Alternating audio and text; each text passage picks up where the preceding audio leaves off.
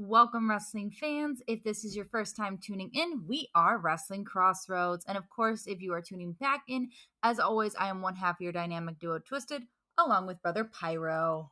What's up, guys? We have a lot this weekend. It's 6 episodes of Wrestling Crossroads coming at ya this Labor Day weekend. It is going to be huge. It is indeed a huge weekend, but not only do we have 6 episodes coming out, we also are welcoming a new co-host. That is another thing I'm really excited for. Want to point out that literally since SummerSlam, looking at what was taking place this weekend, I have not shut up to anybody and everybody that would freaking listen to me, man. So the name of our new co-host, as I should say it properly, is Dawson. You guys will actually get to meet him tomorrow because he will be taking over and co-hosting NXT with me as Panda is unable to do so. Which is unfortunate, but we're excited to welcome him to the show. And before we get started in anything, I do want to give a big thank you to all of our listeners out there for getting us to 100 downloads. That is no easy feat, huge milestone, and we could not have done it without each and every one of you guys. Yes. So thank you for all the love and support you have given us, but now I think it's time we dive into our show. I am going to correct you on one thing. As of today, we have hit 103 downloads. Okay, but the milestone was for 100, so I know. I wanted to get there. Our next milestone is at 150. So we are only 47 away from hitting our next big milestone. Let's get it. I think we're very excited about that. Do you want to start us off? I know this is a match you've been kind of here and there. I would gladly. So the first match on the card for Clash at the Castle, which I want to point out is the first show in the UK, pay-per-view wise, for WWE in 30 years. Last time was SummerSlam 1992. Oh, really? I did not know that. Yes. They talk about it. They reference it a lot. I've actually gone back on Peacock to rewatch that. They were talking about it this morning on Busted Open Radio on SiriusXM. So please, go follow them. But anyway, first match on the card for the undisputed WWE Universal Championship. Drew McIntyre challenges the head of the table, the tribal chief, Roman Reigns. Now, this man just celebrated 2 years as champion. Mm-hmm. And another impressive feat is that he has not taken a pinfall loss, or really any loss, since December of 2019. It has been 991 days, and the last person to pin or have a win over Mr. Roman Reigns is Baron Corbin. Well, I mean, still, it's impressive feat, but it's Baron Corbin. We see where Corbin's career has kind of gone. Yes, but still impressive nonetheless. He was the last person to pin the tribal chief. But all right, looking at this, it seems we have a not-so-split decision, where myself and Desario both picked Roman Reigns to retain his championships. Mm-hmm. Would you like to give me insight onto why you and maybe Flash decided to go with Drew McIntyre? Well, we have both been listening to the Rumor Mill, and Rumor Mill right now is saying that no matter what happens at Clash at the Castle, Roman keeps one title, the other one's getting dropped to Drew no matter what. Because USA has been saying that they want a fighting champion, and they just want a championship on their TV programming as a whole. One, because, well, if you're airing your flagship show, why not get a title out of that? Please, and thank you. And with the fact of Roman Reigns' schedule being so far thin, so far and few in between, I mean, after this, we don't see him for another couple months. Yeah, because he's already stated he's pretty much only doing really the bigger pay-per-views and then Saudi shows. Yeah, which is unfortunate. But my thing is, how do you go about getting a title on Raw even if he drops one of the titles to Drew? Both of them are featured on SmackDown. I mean, that could be a way to, have both the titles at SmackDown, but they also did talk about doing a draft after this. Okay, that's fair. So we draft Drew to Raw, And then you set up a feud between Roman and Karrion Kross, and you have him take the title off of him. See, my thing is, Karrion has made his intent really clear. Not only is he coming for the title, but he's specifically targeting Drew in all of this. Well, I mean, you could go for Drew, but at the same time, why not just take the second title off of Roman? Unless you have somebody that's going to challenge him that's kind of at the heat of it. But I'd really like to see, instead of Karrion going against Drew, I'd really like to see Kevin Owens go for the title against Drew. To see him back in the title picture would be nice. Yes. But moving on from that match, we have Liv Morgan versus Shayna Baszler for the SmackDown Women's Championship. It is an entirely unanimous pick, with all of us picking Liv Morgan to retain her title. I do see Shayna Baszler doing some type of damage that could inflict, something to Liv. However, I don't see Shayna walking out as champ. You? Not at all, which is unfortunate and a great hinder to her as a performer, as a character, because Shayna Baszler really is a badass. She is. And I mean, I've watched her with you back when she was down in NXT, and I watched the end of her NXT career and the end of her run as champion. She did a great job at defending and holding the title and looking like a complete badass on TV. And I mean, I didn't get to see her before WWE, but even so, seeing her they have dropped the ball entirely with her being on the main roster. Oh, absolutely. So, take us into the next one. All right, next match on the card, Bianca Belair teams with Alexa Bliss and Asuka to take on Bayley, Dakota Kai, and Io Sky. Really looking forward to this match just because, again, more display of the women. I'm excited to see where Bayley and her new faction go. Because they really haven't done much since arriving on the scene at SummerSlam back in July. I mean, they've only kind of been on a month, so it's not much. Not much was needed. I mean, you thought they were going to win the tag team titles, and that threw us for a loop. That threw you for a loop. I could have seen, Raquel and Aaliyah winning it, but the simple fact of they're losing it in their first title defense anyways. That's how I see it. More than likely. I wasn't too butthurt on it. All right, but it seems like this is a very, again, one-sided affair with everybody, or mostly everybody, picking Bianca, Alexa, and Asuka. Again, myself and Desario stand out. Yep, entirely. I mean, your reasoning for picking them is because since bursting on the scene, they haven't done much with them. So this is the best way you can solidify them as a legit faction and a legit team. All right. Which is why I thought they would put the tag team straps on them. I mean, I wouldn't technically say like it solidifies them as a team because they're not technically going against a real team or somebody that's been a team for a long time. This does solidify them as a trio, though. I mean, me personally, my solidification as a trio would have been going against, and you might hate me for this, you might get mad at me for this, but going against Team Bella way back when Nikki had the title, because they created their faction. They were a faction for a long while, so solidifying and beating them would have been my way to say, like, yeah, this is a trio. Although all three are no longer in WWE at this moment, that would have been my way of saying it. But all right, let's jump right into the next match on the card. I know you're really excited for this one. Oh, yeah. So I'm going to let you do the honors.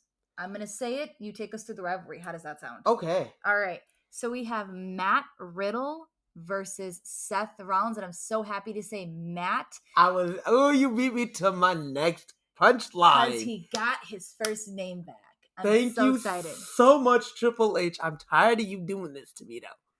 I'm sorry. I had no clue you was going for it. But hey, take us through the rivalry. Oh my God, has this been heated and personal on every front? Yes.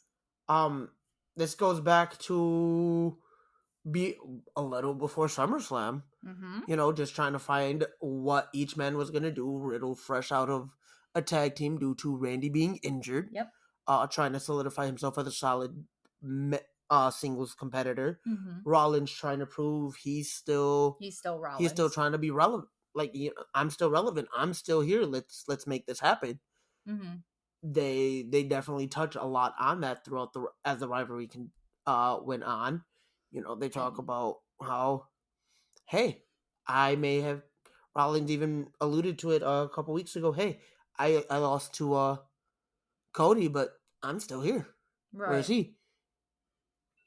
Yeah, Cody's off. Cody's injured. I mean, obviously Rollins kind of took him out of that with their match at Hell in a Cell, but Cody did go in there previously injured. Yes, but So still, like, Seth kind of did the damage that needed to be done to get him out of the picture. Is what I should say I best. want to talk about the War of Words we heard this past Monday. Please bring us to it. Oh my God, I have not seen anything this heated and this personal Before you in a get to really that, long time.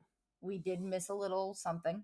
I'll let you get to the War of Words in a second, but you did miss that for SummerSlam, because of Seth, Riddle was taken out of their match due to an injury and could not compete for the next 2 weeks. He was out for at least the next 2 weeks because he did come back 2 weeks in a row and got stomped on. Was out for 2 weeks after that, came back, and was medically cleared to compete. Oh yeah, I'm excited for that. Actually, before I get into the war of words that happened, let's talk about their arrival at the arena, because if you haven't seen it all over social media, as soon as both men entered, not even just the parking lot of the arena, all hell broke loose. There was a brawl amongst these two competitors. Yes. That should tell you how much these men don't like hate each other. Yeah, don't like each just other. Straight up hate each other. The comment about, hey, Rollins, after Clash, I'm going to show you that there's only one man in your family, and it's your wife. Yep. To then Rollins take it a step further. Once the cameras were off, too. Which God. was But you still had the audio. You did. You still had the audio. You could hear Riddle kind of like shuffling around, getting ready to take off his microphones, and Rollins with the, hey, you still there? If you're going to talk about my family, I'm going to talk about yours. And then brings up the divorce and, his ex-wife taking the kids away from him. And some colorful language ensued with that one. Oh, yeah. I can't wait to see what happens. I don't even see either man making it to the ring at first. I don't think they make it inside the stadium. I can see them right outside, picking up where they left off on Monday. Would you have made this an Extreme Rules match instead?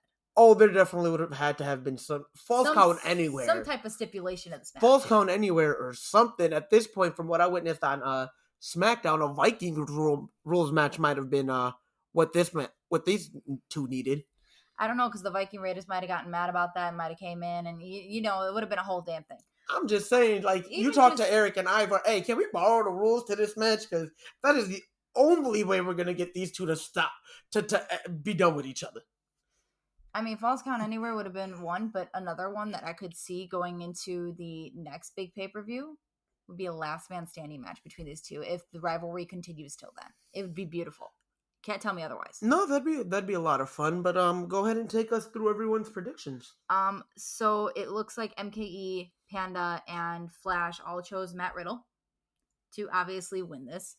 But me, you, and Desario, and it was initially Desario's choice, and me and you piggybacked for various reasons. Obviously, with the feud being the way it is, being one of them, we are deciding it ends in a no contest.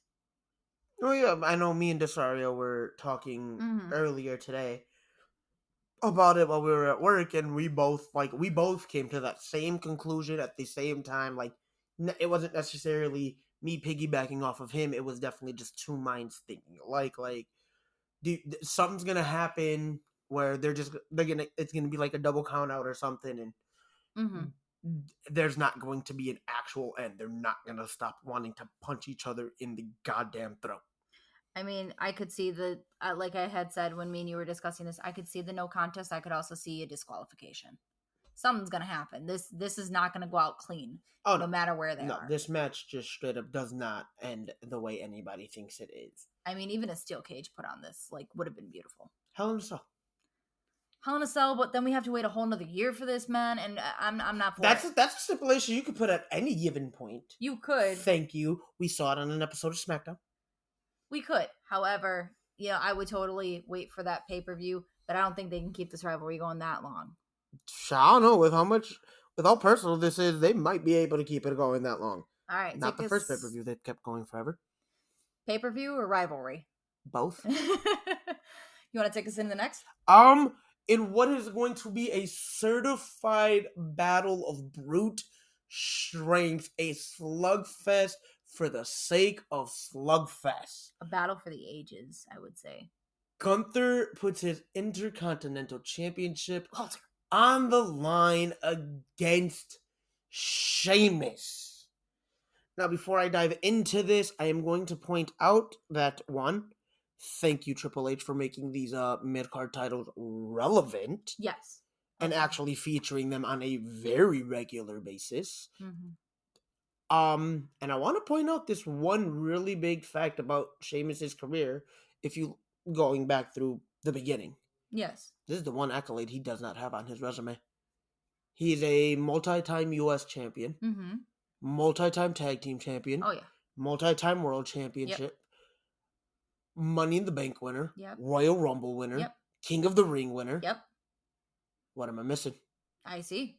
And I would love, I really want in my heart to see him win this, just to add it to that, to cement his already Hall of Fame career. But going into these predictions, it's about a 50-50 where you, Flash, and MKE all show Sheamus. Yes. Whereas myself, Desario, and Panda all are seeing the inevitable, especially with it being this early in the reign. Gunther leaves Cardiff still Intercontinental Champion. Well, who's to say that Sheamus doesn't win it? And this is the fight me and you always get into every pay-per-view.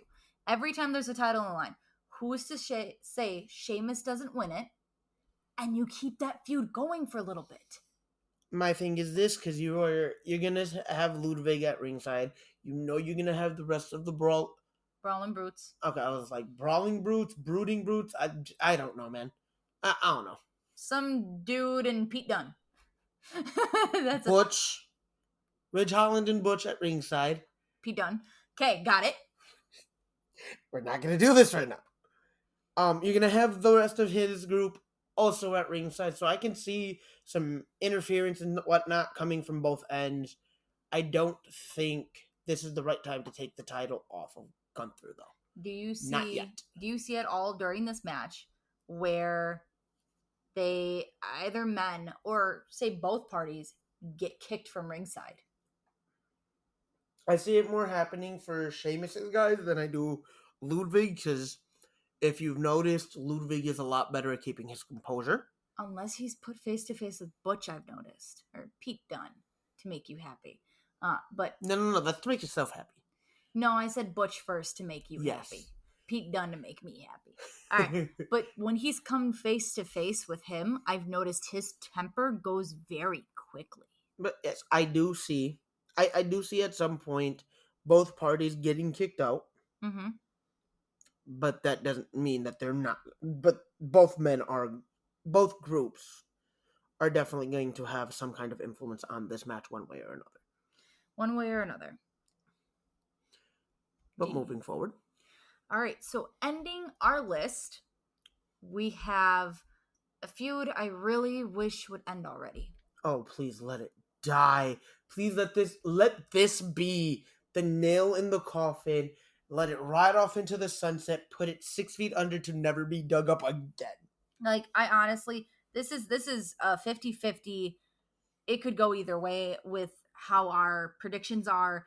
And honestly, I don't care who wins this match. Honestly, I don't either. I was just giving a prediction to give the dang prediction. We have Edge and Rey Mysterio versus Finn Balor and Damian Priest of the Judgment Day. And again, I cannot strain this enough. Please be done with this feud. If you're going to have Dominic turn, have Dominic turn already. It's going to happen. Daddy Rhea is bringing him in.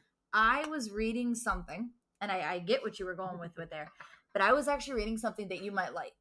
And it showed a picture of Dominic from when he was in the locker room with Rey. And Rey was telling him, look, I'd like you at ringside, but I can't have you in this match. with me. I have to have Edge because I need that like veteran brain. And I mean, it would be the first time they've tagged. They did win the inaugural WWE Tag Team Championships way back when. Once they became Raw and SmackDown. Yeah, but anywho, what I was getting to is there was a picture of Eddie next to him before he passed. So there's a rumor, and this is what I think you'd like. It had said that Dominic turns on his father in this match, turns to go with the Judgment Day, and then as they come on Monday afterwards, he gets on the microphone and says, "I don't give a crap about Mysterio anymore. I'm changing my name. You can call me Dominic Guerrero." And then he does the chest dance like Eddie does. If you do that turn, I think you don't mess up in any way. You've finally made Dominic relevant, which is something he needs considering of how big of a name his father is and his family. Oh yeah, you make him relevant for the first time ever in his career, and you actually make him worth watching. Because not gonna lie, this man has been around for about 2 years now. Yeah, maybe a little longer at this point. I can't say small spots throughout. Yeah. Here and there throughout like 2019, 2020. Yeah. Like officially like mid 2020 to through 2021, and now here we are in 2022. Mm-hmm. And that man has yet to actually make me want to watch him. Yeah. As a wrestling fan. Like I'm kind of disappointed. I was very excited for his first match. However, I was excited for his first match. They threw him in there with Rollins, who can work with anybody, and that is a true testament to his character. Because think about it, he went out there and he made Dominic look like he knew what he was doing. Yeah.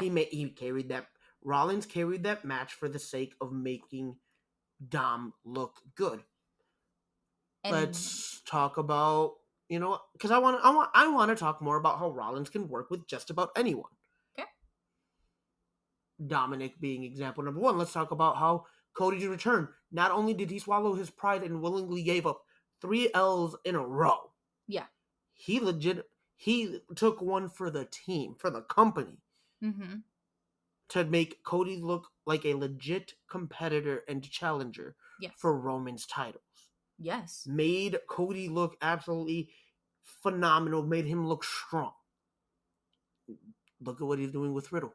Yep. Making him look good on all fronts. There's only one other person in the company that currently that I think can do what Rollins is doing as well, if not better. Are we talking Edge or are we talking Randy? You said current. Miz can also make working with anybody work. He makes you want to pay attention to whoever he's in the ring with. Let's go back, and he gave us the Miz Taraj. He did. Bo Dallas and Curtis Axel were doing nothing with their careers. No. Boom, there we go. Made it relevant again. Okay. He bring relevancy back to Damien Sandow. You beat me to my next one, but thank you for that point. Damien Sandow was blanked on a name for a minute. Damien Sandow was getting lost in that shuffle. Mm-hmm. The birth of Damien Mizdow. Fantastic gimmick. He's doing it with Ciampa right now. Over as hell. Ciampa. Dexter freaking Loomis. This storyline between him and Loomis has been absolute gold.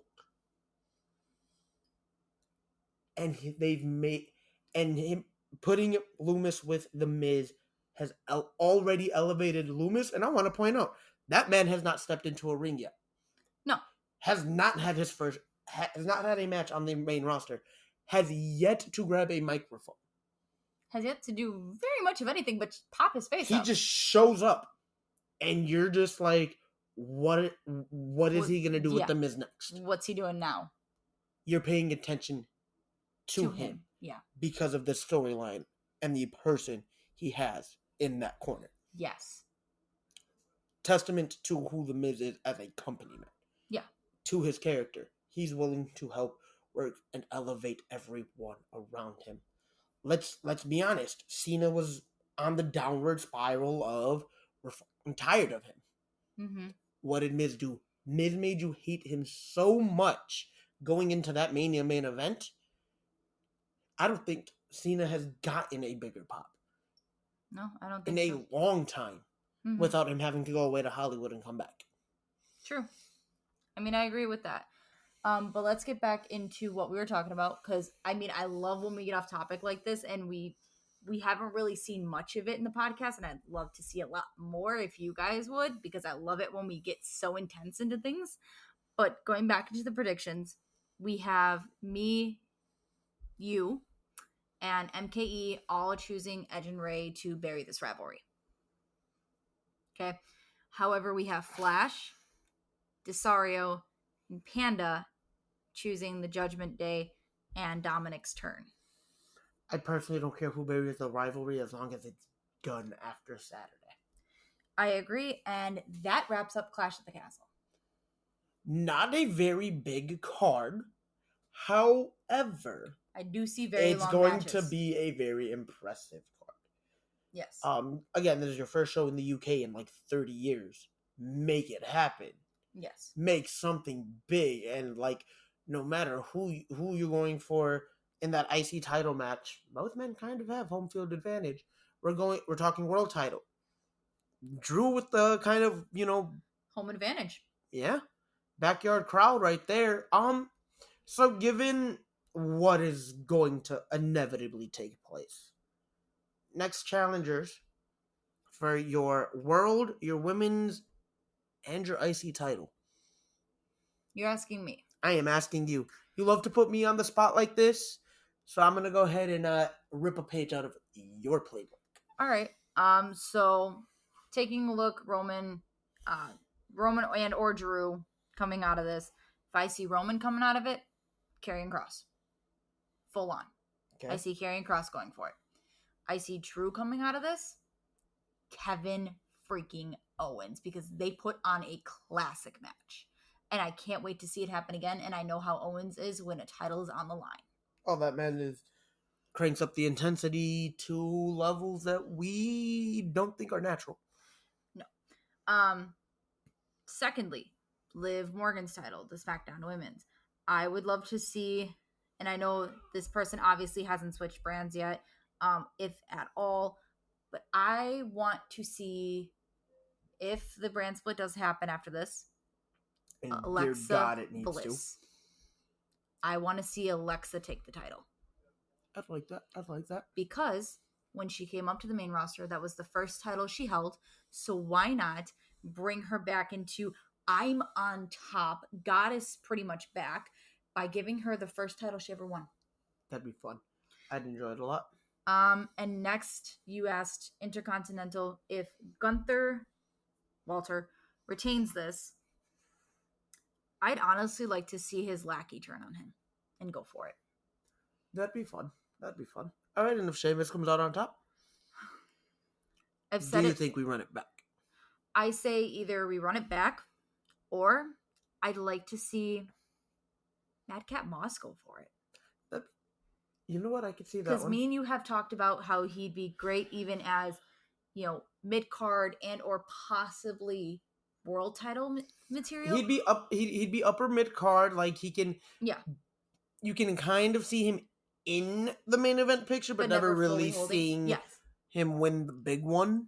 But I would love to see him win a title. I mean, yeah, and it solidify him as a singles competitor. However, there is one more champion you have missed, lady, because I asked you women's, plural. Okay, so we're going also Bianca. I'm going Bianca. She is your Raw Women's Champion who is a victim of circumstance right now because they have, kind of being that babyface champion, enemy of my enemies, my friends, whatever. Yeah. But what do you think is next for her? Well, when you had said champions, I went more off of the ones that were being, put on the line during this. But for her, I'd like to see Bailey go for it. And I'm hoping so, because Bailey has kind of already made that clear, and I think at this point, she's really the only one on the roster that, on the Raw side of things anyway, Yeah. that makes any lick of sense. However, Which is really depressing, because that women's roster is kind of stacked, and they're not doing anything with like half that talent. However, say that we do get a fourth member added to Judgment Day. I'd like to see Rhea come for her opportunity that was taken from her because of The the concussion. opportunity she never got. Yes. I'd honestly, I'd love to see that before I saw Bailey get her hands on Bianca. I mean, it's WWE. Who's to say that there's not a triple threat match there? I mean, regardless, I want to see Rhea come out and be like, "Hey, I won the right to a women's title match back in like July, going into Money in the Bank. Yeah, I never got that match, so let's go. I'm cashing that in. Like, let's make it happen." And if she does this the Raw after, say Bianca's all banged up from her match, it could put her right on the. You know what? Right I would have loved to have seen it. And this is just me being, yeah, a wrestling fan and, wishful thinking. I would have loved to have seen it right here in Cardiff. I mean, yes, but with the fact of two different feuds going on, we weren't going to get it. Yeah, unfortunately. But so say she calls it out on Raw. I love it. All right, so that is it. I know we did talk a lot. We got into a lot of points, but this is what we made this for. This is absolutely what we did this for. Oh, yeah. So that is Clash at the Castle. That is our pre-show. We will see you tomorrow for not only our recap, but we will have the pre-show for AEW's All Out as well. And NXT Worlds Collide, which both shows do happen within mere hours of each other. So Sunday's going to be huge in and of itself. It's going to be so much fun to just continue to record this weekend, because wrestling. We also have our introduction of Dawson. So we are very excited for all of that. And we will see you guys tomorrow. Later, guys. Have a good night. Enjoy the show.